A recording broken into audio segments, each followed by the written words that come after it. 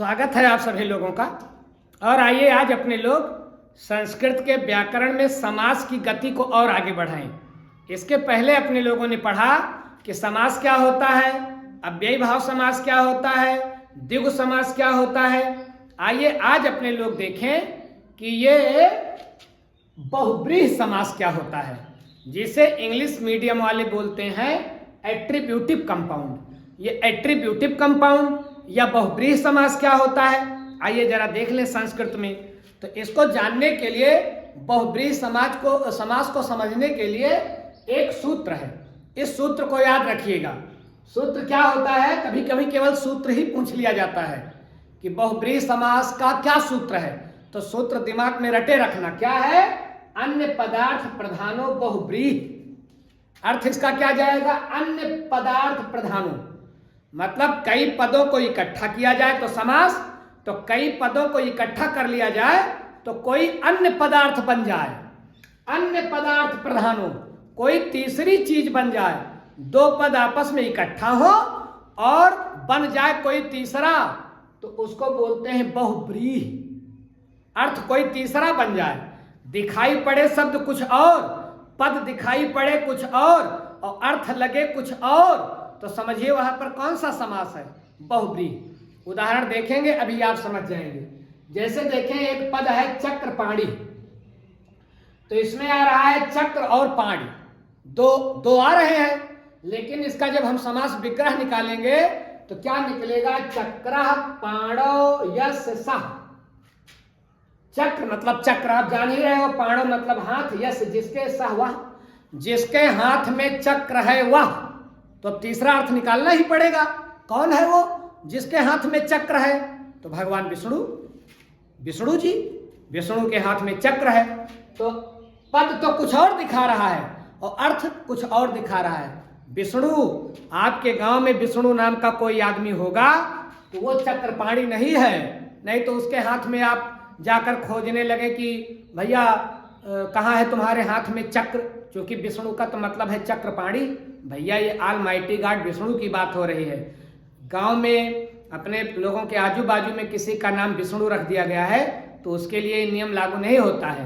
बड़े नहूजे गुणनविद बिरद बड़ाई पाए। नाम रखने से कोई विष्णु और कृष्ण राम नहीं हो जाता है। तो भगवान विष्णु चक्रपाणी है। दूसरा उदाहरण देखें, लंबोदर। तो इसमें लंब उदर, ये दो पद हैं। विग्रह निकालेंगे तो क्या निकलेगा? लंबम उदरम यस्य सः।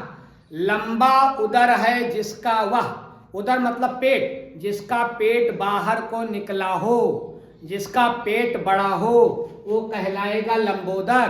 तो अपने लोगों के गांव में बहुत लोगों का पेट निकला रहता है नगाड़े की तरह, लेकिन वो लंबोदर नहीं कहलाएंगे। लंबोदर कहलाएंगे गणेश जी। गणेश जी का पेट बहुत बड़ा है, गणेश जी की सूंड बहुत बड़ी है, गणेश जी के कान बहुत बड़े हैं। तो ये सब गणेश जी के विशेषण हैं। पेट बड़ा, कान बड़ा, सूंड बड़ी, लेकिन बुद्धि भी बड़ी, वो है गणेश जी। तो लंबम उदरम यस्य सः, अर्थात गणेश, जिनका उदर लंबा है वो। आगे देखें, नीलकंठा। नीलकंठ, तो नीला कंठः यस्य सः, जिसका कंठ नीला हो वो, जिसका गला नीला हो वो। तो नीलकंठ एक पक्षी भी होता है, लेकिन ये उसके लिए नहीं है, नीलकंठ के लिए, बल्कि भगवान शिव ने जब समुद्र मंथन में जहर का पान कर लिया था जगत को बचाने के लिए, तो उनका कंठ नीला पड़ गया। तभी से भगवान शिव का एक नाम पड़ गया नीलकंठ। तो नीला कंठः यस्य सः, अर्थात शिव। तो देखिए, शब्द तो कुछ और यहां जा रहा है और अर्थ कुछ और निकल रहा है। अन्य पदार्थ प्रधानो बहुब्रीहि, जिसमें अन्य पदार्थ प्रधान हो, दूसरा कोई अर्थ निकले, वहां पर बहुब्रीहि। आगे देखिए, चंद्रशेखर। शेखर मतलब शिखर और चंद्र मतलब चंद्रमा, जिसके शिखर पर चंद्रमा है वो।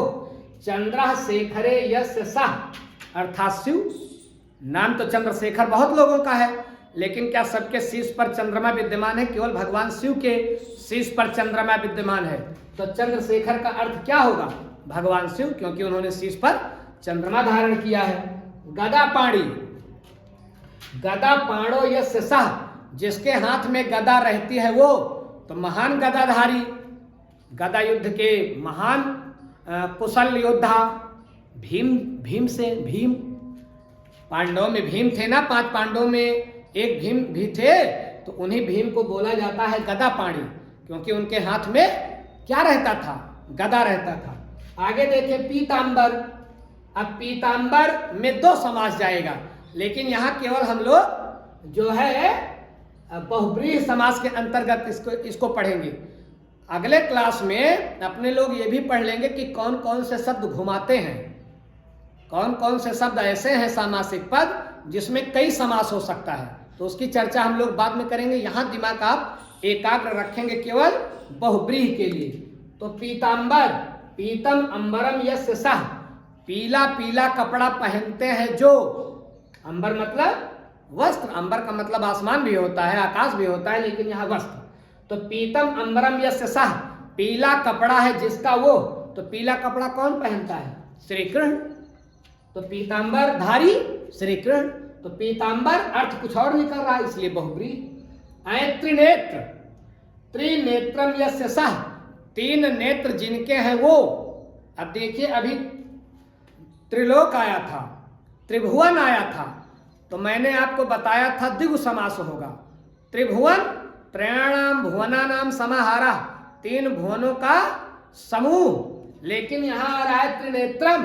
अब गिनती तो आई, लेकिन इसमें द्विगु नहीं होगा, गिनती आ रही है, लेकिन वहां त्रिभुवन में त्रयाणाम भुवनानाम समाहारा, 3 भुवनों का समूह, उसमें कोई तीसरा अर्थ तो नहीं निकल रहा था ना, लेकिन यहाँ त्रिनेत्र में कुछ और अर्थ निकल रहा है। वहां तो सिंपल सी बात थी कि 3 भुवनों का समूह, 3 लोकों का समूह त्रिलोक, लेकिन यहाँ 3 नेत्र का समूह नहीं, त्रिनेत्रम यस्य सः, 3 नेत्र जिसके हैं वो, तो यहाँ अर्थ कुछ और आएगा।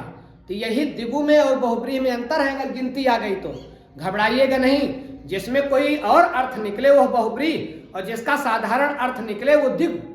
तो देखे त्रिनेत्रम यस्य सः, 3 नेत्र हैं जिसके वो, तो 3 नेत्र किसके हैं, भगवान शिव के। तो त्रिनेत्रधारी किसको बोलते हैं, शिव को बोलते हैं। और देखिए दशानन, अब ये भी आपको घुमाएगा, इसमें 10 आ रहा है, 10 आनंद, 10 आनंद मतलब मुख, तो 10 मुख। और मैंने अभी आपको पिछले क्लास में बताया था कि गिनती आ जाए तो समझ लीजिए वहां पर द्विगु समास होता है, लेकिन दशानन, तो दशानन में गिनती तो आ गई, लेकिन ये 10 मुख का समूह नहीं बोलोगे, आप बोलोगे 10 आननान यस्य सः, 10 मुख जिसके हैं वो। तो बताइए 10 मुख किसके हैं, रावण के पास था 10 मुख, तो यहाँ रावण आ रहा है, मतलब अर्थ कुछ और निकले तब बहुब्रीहि। अगर गिनती है और गिनती है तो केवल सिंपल सा अर्थ निकले, साधारण सा अर्थ निकले, तो समझ लीजिएगा द्विगु, द्विगु और बहुब्रीहि में ये अंतर है। आगे देखें श्वेतांबर, श्वेत अंबरम यस्य सः, सफेद कपड़ा पहनता है जो, श्वेत शुभ्र कपड़ा पहनता है जो, तो श्वेत वस्त्रधारी कौन है, माँ सरस्वती। अब यहाँ श्वेत अंबर तो आ रहा है, लेकिन अर्थ सरस्वती के लिए जा रहा है। कौन सा समास होगा, बहुब्रीहि समास। आगे देखें नीलांबर, नीलम अंबरम यस्य सः, नीला अंबर पहनता है जो, नीला कपड़ा पहनता है जो, कौन है वो, राधा रानी। तो राधा रानी नीला कपड़ा पहनती है, तो नीलांबर नीला कपड़ा। वैसे एक समास इसमें और जाएगा, उसकी चर्चा हम लोग बाद में करेंगे कि एक विशेषण है एक विशेष से है, लेकिन उसकी चर्चा बाद में। अभी आप ध्यान रखें बहुब्रीहि पर। तो नील अंबरम यस्य सः, नीलम अंबरम यस्य सः, जिसका वस्त्र नीला है वो, तो कौन है वो, ये राधा रानी। राधा रानी किस रंग का कपड़ा पहनती हैं, गोरी थी ना राधा रानी, तो गोरे लोगों पर नीला कपड़ा कुछ ज्यादा जमता है, तो राधा रानी नीला कपड़ा पहनती हैं, तो नीलांबर मतलब राधा रानी। ध्यान रखें, जैसे आपसे पूछ लिया चतुरानन, चतुरानन, अब देखिए इसमें भी गिनती आ रही है, 4 मुख हैं जिसके, अर्थात ब्रह्मा जी। अब यहाँ द्विगु समास नहीं होगा, भले 4 गिनती आ रही है, चतुरानन, 4 मुख किसके पास है, ब्रह्मा के पास है, तो चतुरानन में कौन सा समास होगा, बहुब्रीहि। और मान लीजिए आ गया पंचानन, तो 5 मुख है जिसके, अर्थात भगवान शिव। 5 मुख का समूह नहीं, 5 पंच आनना यस्य सह, 5 मुख जिसके हैं वो, तो कौन? भगवान शिव। ऐसे अगर आपसे आ गया खडानन, खडानन तो खड मतलब 6, गिनती आ गई, गिनती आ गई, लेकिन द्विगु नहीं होगा क्योंकि अर्थ कुछ और निकलेगा। अगर सिंपल सा अर्थ निकलता तो द्विगु होता, केवल गिनती का अर्थ निकले तब द्विगु, लेकिन अर्थ कुछ और हो जाए तो वहां पर बहुब्रीहि। तो खडानन में बताइए कौन सा समास होगा? खड आनना यस्य सह, 6 मुख हैं जिसके वो, अर्थात भगवान कार्तिकेय, शंकर जी के सुपुत्र, शिव जी के सुपुत्र कार्तिकेय, उनके कितने मुख हैं? 6 मुख हैं। तो बताइए खडानन में कौन सा समास होगा? बहुब्रीहि। थोड़ा सा ध्यान रखिएगा, दिमाग लगा करके रखिएगा, कभी कभी घुमाने के लिए ऐसा पूछ लेता है, तो जहां अर्थ और कुछ निकले वहां पर बहुब्रीहि, और जहां गिनती का सिंपल सा अर्थ निकले, साधारण सा अर्थ निकले, वहां पर समास होता है द्विगु। ये द्विगु और बहुब्रीहि में सामान्य सा अंतर है। आगे हम और भी समास के साथ मिलेंगे।